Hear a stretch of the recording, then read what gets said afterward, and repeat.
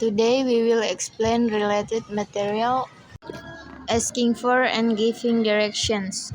Okay, first direction. To teach students how ask for and give direction or petunjuk arah can help by providing correct direction.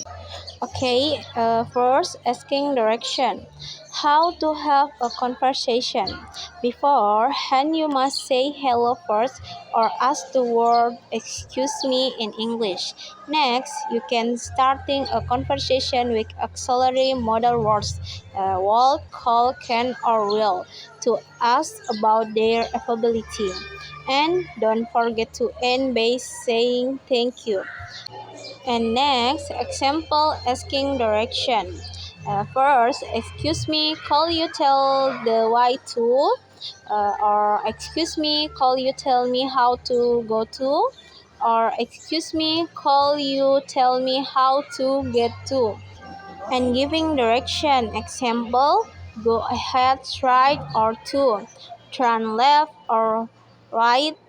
Is it is in front of, on the corner, it is beside, behind, or next to.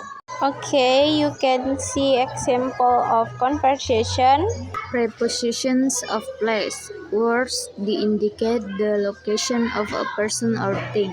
Example of position of place. Number 1, at, used to indicate a specific location. 2, in, used to indicate the something inside a place. 3, on, used to indicate a location on a surface. 4, in front of, used to indicate that something is in front of another thing. 5, beside, used to indicate that something is next to another thing. 6, behind, used to indicate that something is behind another things. 7, between, used to indicate something is between two things.